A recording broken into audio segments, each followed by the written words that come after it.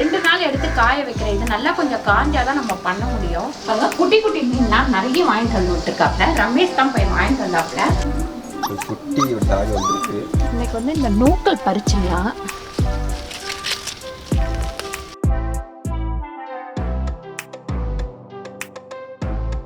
வணக்கம், நான் உங்கள் அம்மா சமையல் மீனாட்சி. இன்னைக்கு சூப்பரான பிரேக்ஃபாஸ்ட் தான் பண்ண போகிறேன். ஒரு 3 விதமான பிரேக்ஃபாஸ்ட்டு, அதாவது பசங்களுக்கு பிடிச்ச மாதிரி. நம்ம நைட்டு செஞ்சது வந்து மீந்து போயிடுச்சுன்னா அதை வந்து திருப்பி எப்படி வந்து மாற்றி புதுசாக பண்ணுறது அப்படின்னு சொல்லிட்டு வாங்க பார்க்கலாம். முதல்ல நம்ம சாண்ட்விச் பண்ணுறதுக்கு ஒரு 3 பச்சை மிளகாய், அதுக்கப்புறம் பார்த்திங்கன்னா ஸ்வீட் கார்ன். இப்போ இதில் வந்து ஒரு 3 ஸ்பூன் தேன் கலந்துக்கலாம். இது பார்த்திங்கன்னா டிசானோ கம்பெனி தான். இது வந்து கொஞ்சம் நல்லா வந்து ஸ்வீட்டாகவும் கொஞ்சோண்டு காரமாகவும் இருக்கும். நம்ம வந்து தண்ணியே ஊற்ற வேண்டாம், அந்த கார்னில் இருக்கிற தண்ணியே சரியாக போயிடும். நீங்கள் வந்து இதில் உருளைக்கிழங்கு, கேரட்டு இதெல்லாம் சேர்த்துக்கிறதுனால சேர்த்துக்கலாம். குழந்தைங்களுக்கு வந்து நல்லா ஹெல்த்தியாக கிடைக்கும் நமக்கு. அதுக்கப்புறம் மரவள்ளிக்கிழங்கு அடை பண்ண போகிறேன். மரவள்ளிக்கிழங்கு நல்லா வந்து தோல் எடுத்து சீவி வச்சுருக்கேன். அதுக்கப்புறம் கடலைப்பருப்பு பார்த்திங்கன்னா 1/2 கப்பு, பாசிப்பருப்பு பார்த்திங்கன்னா 1 அழாக்கு. இப்போ இது எல்லாத்தையும் போட்டு நம்ம வந்து அடைக்க அரைச்சிக்கலாம். காஞ்ச மிளகாய் வந்து ஒரு 12 கிட்ட வச்சுருக்கேன், அது போட்டிருக்கேன். 1/4 டீஸ்பூன் அளவுக்கு பெருங்காயம் சேர்த்துக்கலாம். அப்போ இந்த கடலைப்பருப்பை சேர்த்துக்கலாம். அதுக்கப்புறம் கொஞ்சம் நல்லா தண்ணி வடிச்சிட்டு பாசிப்பருப்பும் இதில் சேர்த்துக்கலாம். ஒரு 1 மணி நேரம் ஊற வச்சிங்கன்னா போதும்.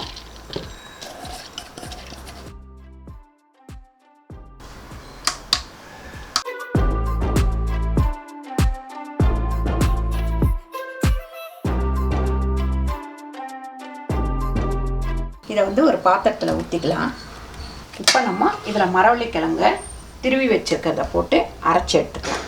இதில் வந்து நீங்கள் இந்த தண்ணியை வந்து கொஞ்சம் வடித்து எடுத்துடணும். திருவிட்டு கொஞ்சம் தண்ணியை வடித்து எடுத்துடணும்.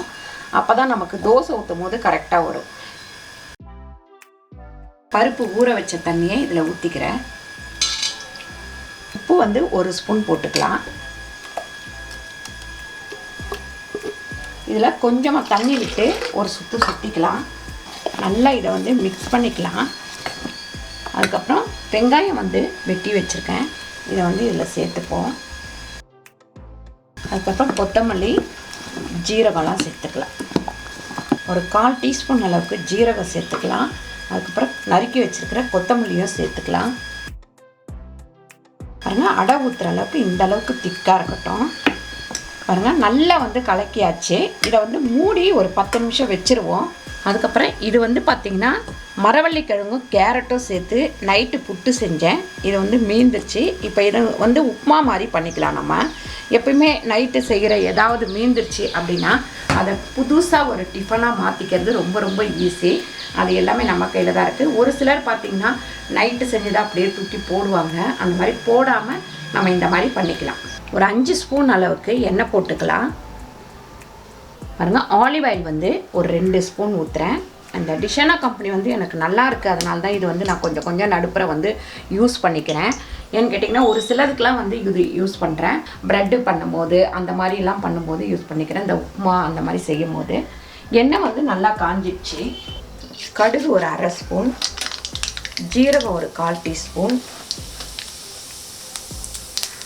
உளுந்து ஒரு 2 ஸ்பூன்,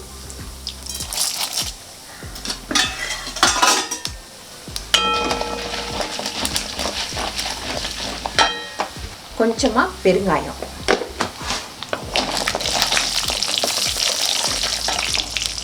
ஒரு 3 பச்சை மிளகாய் நறுக்கி வச்சுருக்கேன், அதையும் சேர்த்துக்கலாம். அதுக்கப்புறம் கருவேப்பிலை,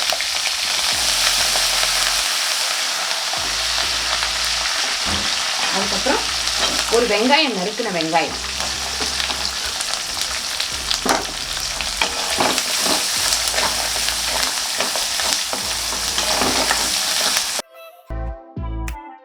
நல்லா இந்த மாதிரி வெங்காயம் வதங்கினதுக்கப்புறம் உளுந்து வந்து பொன்னிறமாக வந்ததுக்கப்புறம் இதை நம்ம வந்து இதில் நான் உப்பு போட்டே வேக வச்சுருந்தேன். இதில் வந்து என்னன்னு கேட்டிங்கன்னா மரவள்ளிக்கிழங்கு, கேரட்டு, தேங்காய் இது எல்லாமே இருக்குது. இப்போ இதில் போட்டுக்கலாம். அப்படியே நம்ம உப்புமா மாதிரி பண்ணிட வேண்டியதுதான்.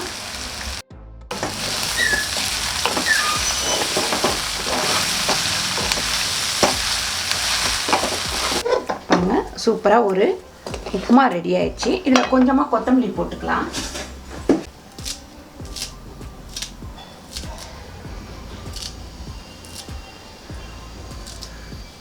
இப்போ வந்து நம்ம அடை ஊற்றிக்கலாம். கொஞ்சமாக எண்ணெய் ஊற்றி நல்லா ப்ரெஷ்ஷில் இந்த மாதிரி எல்லா இடமும் இதுவாக வர அளவுக்கு தடவிக்கலாம். இந்த ப்ரெஷ் வந்து பார்த்திங்கன்னா பழைய சரவணா பாத்திர கடையில் தான் வாங்கினேன். இது வாங்கி கிட்டத்தட்ட ஒரு 4 வருஷத்துக்கு மேலே ஆகுது.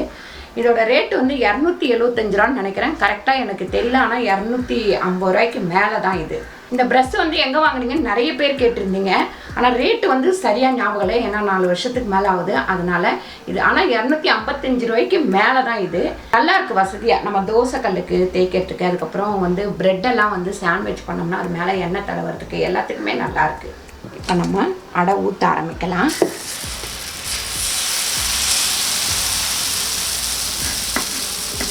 இப்படி நடுப்புற கொஞ்சம் இது பண்ணிடுங்க, அப்போ தான் நல்லா மொறுன்னு கிடைக்கும். கொஞ்ச நேரம் கம்மியான தீயில வச்சு வேக விடுங்க.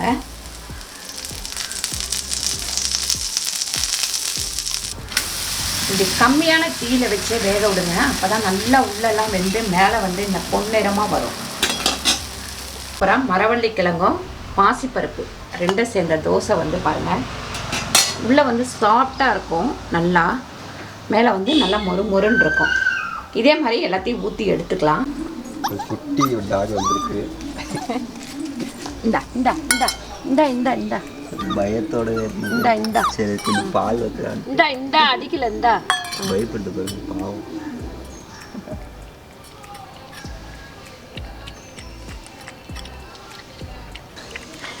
அவர் ஃபஸ்ட்டு நான் அடிக்க போகிறேன்னு நினச்சி ஒரே பயந்துட்டாரு.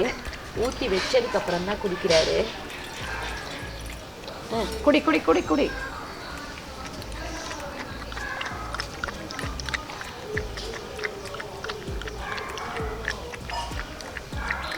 செல்ஃபி பார்க்குறாரு. என்னடா வெளியே இருக்கணும் கொடுத்துறீங்க அப்படின்னு. செல்ஃபி என்ன பார்க்குற? நீ காலைல குடிச்சிட்டல. பாருங்க, சாண்ட்விச் பண்ணுறதுக்கு நல்லா அழகாக கட் பண்ணி வச்சுருக்கேன். இந்த சைடு ஃபுல்லாகவே நம்ம கட் பண்ணி எடுத்துக்கலாம். ஃபஸ்ட்டு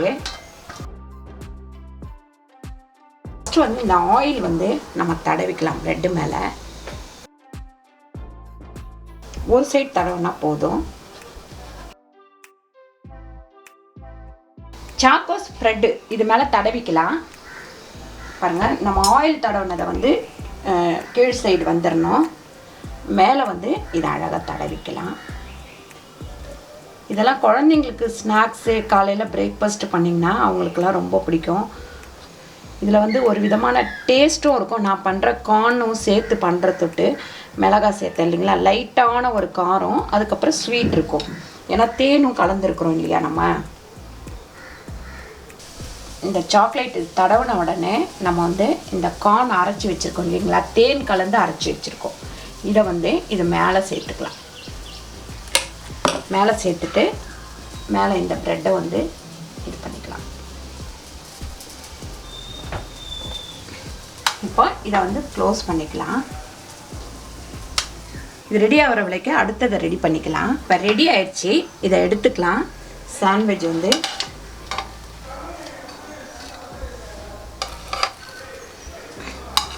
டிஃப்ரெண்ட்டான ஒரு சாண்ட்விச், நல்ல முறுன்னு சூப்பராக வந்திருக்கு. இன்றைக்கி 3 விதமான பிரேக்ஃபாஸ்ட் பண்ணியிருக்கேன். உங்களுக்கு இதில் எது பிடிச்சிருக்கோ செஞ்சு பாருங்கள். கண்டிப்பாக ஒவ்வொரு நாள் ஒவ்வொரு டிஃபன் கூட நீங்கள் செஞ்சுக்கலாம். இது ஏன் நான் 3 விதமாக செஞ்சேன்னா, சாண்ட்விச் வந்து பசங்க கேட்டாங்க. இது நைட்டு செஞ்சதை வேஸ்ட் பண்ண வேணாம் அப்படின்றதுனால இதை செஞ்சுட்டேன். இது வந்து இது ரெண்டுமே நமக்கு பத்தாது, ஏன்னா நிறைய பேர் இருக்கிறோம், அதனால் அடை பண்ணியிருக்கேன். இந்த அடை பார்த்திங்கன்னா ரொம்ப டேஸ்ட்டாக இருக்கும். என்னென்னு பார்த்திங்கன்னா, மரவள்ளிக்கிழங்கு தோசைலாம் போட்டிருக்கேன். ஆரம்பத்தில் மரவள்ளிக்கிழங்கு இட்லி போட்டிருக்கேன் நம்ம சேனலில். கண்டிப்பாக அதையும் கிளிக் பண்ணி போய் பாருங்கள். இது டிஃப்ரெண்ட்டான ஒரு அடையும் ரெடி பண்ணிட்டேன். இந்த மூங்கில் வந்து வாங்கி கிட்டத்தட்ட 2 மாதம் ஆகும்.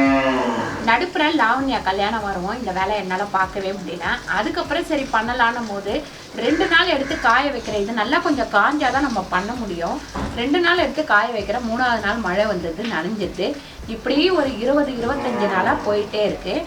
ஒரு 2 நாள் இப்போ காய வச்சுட்டு அம்மா வீட்டு சமையலில் இதை டிசைன் பண்ணி நம்ம பூத்தொட்டி, அதாவது இந்த பட்ரூஸ்லாம் இருக்கு இல்லைங்களா, அதெல்லாம் வச்சு வீட்டுக்குள்ளே கூட வைக்கலாம், ரொம்ப அழகாக இருக்கும்.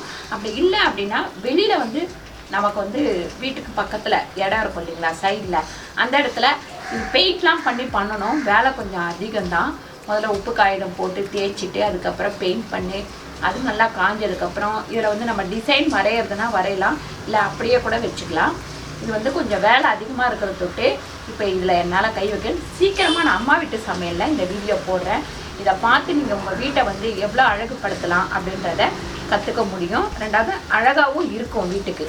பாருங்க, குட்டி குட்டி மீன்லாம் நிறைய வாங்கிட்டு வந்து விட்டுருக்காப்புல. ரமேஷ் தான் போய் வாங்கிட்டு வந்தாப்புல. இது வந்து எங்கே போய் வாங்கினாங்க, எங்கே வந்து சீப்பாக கிடைக்கும் அப்படின்ற வீடியோ வந்து காட்டுப்பூச்சி விழாவில் ரமேஷும் ஜெயந்தியும் சேர்ந்து பண்ணியிருக்காங்க.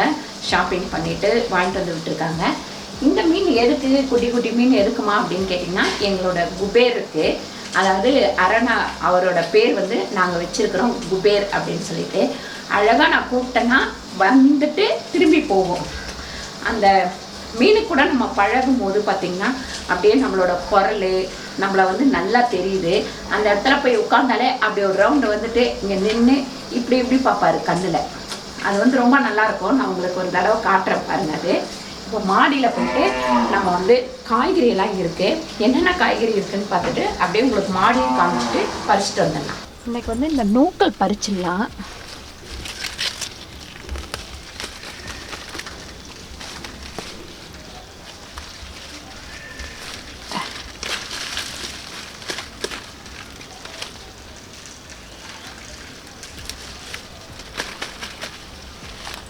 ஒரு 3 நூக்கல் பறிச்சாச்சு. அதுக்கப்புறம் கத்திரிக்காய். இது பார்த்திங்கன்னா டேரி பூ. இது வந்து எங்கேருந்து எடுத்துட்டோம்னா, கொடைக்கானல் போனப்போ ஹோட்டலில் தங்கியிருந்தோம். அந்த ஹோட்டலில் வந்து ஹோட்டல் மேனேஜ்மெண்ட் அவர் தான் வந்து இந்த விதை தான் நான் ரொம்ப நாள் கேட்டுட்டு இருந்தேன். இது வந்து கிழங்கா இல்லை என்னன்னே தெரியலையே, வரவே மாட்டேங்குதுங்க, விதை வாங்கி போட்டாம்மா. விதை கிடையாதுமா, அது கிழங்குதான்னு சொல்லிட்டு நான் வாங்கிட்டு வந்து 2-3 வச்சேன். அது ஒன்று தான் நமக்கு வளருது. இதுலேருந்து நிறைய நமக்கு கிழங்கு வரும். அடுத்த வருஷம் பார்த்திங்கன்னா நிறைய தொட்டியில் வைக்கலாம். அதுக்கப்புறம் பார்த்திங்கன்னா வாழை மரத்தை பற்றி சொல்லுங்கள். நிறைய பேர் எப்படி வச்சுருக்கீங்க, இவ்வளோ பெருசாக வந்துருக்குன்னு கேட்குறாங்க பாருங்கள். அப்புறம் வாழை மரத்தை நீங்கள் நிறைய பேர் கேட்டிருக்கீங்க பாருங்கள். இவ்வளோ பெரிய தொட்டியில் தான் வச்சுருக்கேன். பக்க கன்று 2 வந்திருக்கு. இப்போ இந்த இடத்துல ஒன்று, இந்த இடத்துல ஒன்று, இந்த இடத்துல ஒன்று. அதுக்கப்புறம் அதுலேயும் மிளகா செடி வளர்ந்துருக்கு. அப்படியே சரி வளரட்டும் அப்படின்ட்டு விட்டுட்டேன். கத்திரிக்காயெலாம் நல்லாவே நமக்கு காய்க்க ஆரம்பிச்சிருச்சு. அது தவிர மாங்காய் கன்று வந்திருக்கு. இதை வந்து தரையில் தான் வைக்கணும். வெயிட் பண்ணுங்கள், அது தரையில் வைக்கிற வீடியோ கண்டிப்பாக சீக்கிரமாக போடுறேன். எங்கே வைக்கிறேன் அப்படின்றத காமிக்கிறேன். கத்திரிக்காயெலாம் நல்லா பெருசாக வளர்ந்துருக்கு பாருங்கள், சூப்பராக. இது வந்து முள்ளு கத்திரிக்காய். இதோ கொச்சன்னு வளர்ந்துருக்கு. இங்கே பாருங்கள், இங்கே எல்லாம். வெண்டைக்காய் வந்து இப்போ தான் விதை போட்டிருக்கேன். அது வந்து கரெக்டாக நான் விதை போட்ட மறுநாளே மழை வந்தது. இந்த 2-3 தடவையும் அதே மாதிரி தான். அதுக்கப்புறம் கருணக்கிழங்கு, அப்புறம் முருங்கைக்காய் பாருங்கள், ஒரு 3 முருங்கைக்காய். அவரைக்காவில் கொஞ்சம் பூச்சி வந்துருச்சு. மருந்து கலக்கி வச்சேன், மறுநாள் மழை வந்துருச்சு. அதனால் சரி விட்டுட்டேன். ஒரு 2 நாள் வெயில் காயட்டும், மறுபடியும் மருந்து அடிக்கிற வீடியோ நான் உங்களுக்கு போடுறேன். அவரைக்காலாம் நிறையவே காய்ச்சிருந்தது. கொஞ்சம் காலையில் வந்து பறிச்சுட்டேன். ஏன்னு கேட்டிங்கன்னா பூச்சி அடிச்சிருக்கு. அது வந்து பறித்து மாட்டுக்கு வச்சிடலாம் அப்படின்னு சொல்லிட்டு பறிச்சுட்டேன். இங்கே பாருங்கள் இவ்வளோ பெரிய கத்திரிக்காய். லெமனும் இப்போ தான் காய்க்க ஆரம்பிக்குது. இது பாருங்க, அதுக்கப்புறம் நிறைய பிஞ்சு இருக்குது. அதுக்கடுத்து ரோஸ்லாம் வந்து நல்லா பூத்துட்ருக்கு பாருங்கள். அன்றைக்கி ஒரு நாள் அம்மா வீட்டு சமையலில் போட்டிருக்க வீடியோ நினைங்க. அவரை செடி வளர்ந்துருக்கு இங்கே. அதுக்கப்புறம் அந்த கத்திரி நாற்று வாங்கிட்டு வந்து வச்சேன். இப்போ தான் துளுக்க ஆரம்பிக்குது. இன்னும் ஒரு 2-3 நாள் ஆகும் அது துளுத்து வெளியில் வர்றதுக்கு. ரோஸ் செடி எல்லாமே வந்து ஓரளவுக்கு நல்லா பூத்துக்கிட்டே இருக்குது.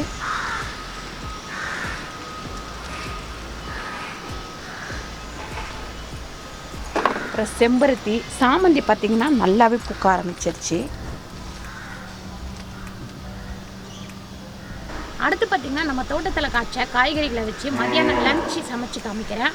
அதை வந்து அடுத்த வீடியோவில் வந்து பாருங்கள். இந்த வீடியோ உங்களுக்கு ரொம்ப பிடிச்சிருக்கோன்னு நினைக்கிறேன். இந்த வீடியோ உங்களுக்கு பிடிச்சிருந்தா லைக் பண்ணுங்கள், ஷேர் பண்ணுங்கள், சப்ஸ்கிரைப் பண்ணுங்கள், ஃபேஸ்புக்கில் ஷேர் பண்ணுங்கள், மறக்காமல் கமெண்ட் பண்ணுங்கள். நன்றி, வணக்கம்.